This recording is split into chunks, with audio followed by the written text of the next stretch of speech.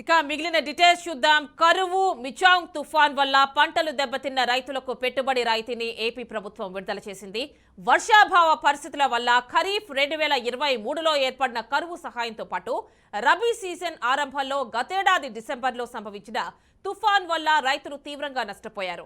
ఈ విపత్తుల వల్ల నష్టపోయిన 11.59 లక్షల మంది రైతుల ఖాతాలకు 1,294.58 కోట్ల పరిహారాన్ని YS Jaganmohan Reddy Tadepalli camp office నుంచి బటన్ నొక్కి జమ చేశారు. ఖరీఫ్ వర్షాభావం వల్ల, మిచాంగ్ తుఫాన్ వల్ల నష్టపోయిన రైతులకు సీజన్ ముగిసేలోగా రైతన్నలకు తోడుగా అండగా ప్రభుత్వం ఉంటుందనే భరోసాను కల్పిస్తున్నామన్నారు.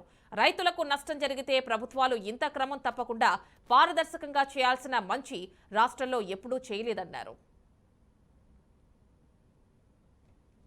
మొట్టమొదటిసారిగా ఈ 58 నెలల కాలంలో 54,55,000 మంది రైతులకు ఇన్సూరెన్స్ సొమ్ము ఇచ్చింది 7,802 కోట్లు ఈ 58 నెలల కాలంలోనే.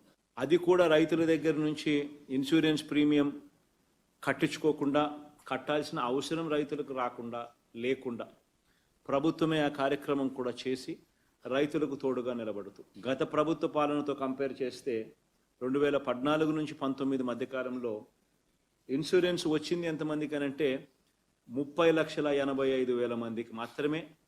అది కూడా 3,411 కోట్ల రూపాయలు మాత్రమే. గత చంద్రబాబు నాయుడు గారి 5 సంవత్సరాలు ఆ పాలనలో ప్రతి సంవత్సరం కరువే వస్తా ఉన్నా కూడా కేవలం 30 లక్షల మంది రైతులకు మాత్రమే కేవలం 3,411 కోట్ల రూపాయలు మాత్రమే ఇచ్చిన పరిస్థితుల నుంచి ఈరోజు దేవుడి దయతో మంచి వర్షాలు ప్రతి సంవత్సరం పడతా ఉన్నాయి. అటువంటి పరిస్థితుల్లో కూడా ఏకంగా 7,802 కోట్ల రూపాయల ఇన్సూరెన్స్ ఇచ్చి 54,55,000 మంది రైతులకు తోడుగా నిలబడగలిగాం. ఇవన్నీ వ్యవస్థలోకి ఒక సంపూర్ణమైన మార్పులు చోటు చేసుకుంటా ఉన్నాయి. రైతు ఈ క్రాప్ ద్వారా రైతుకు ఇన్సూరెన్స్ ఆటోమేటిక్లీ వర్తింపజేసేలా అడుగులు పడతా ఉన్న కార్యక్రమం మొట్టమొదటిసారిగా జరుగుతాం.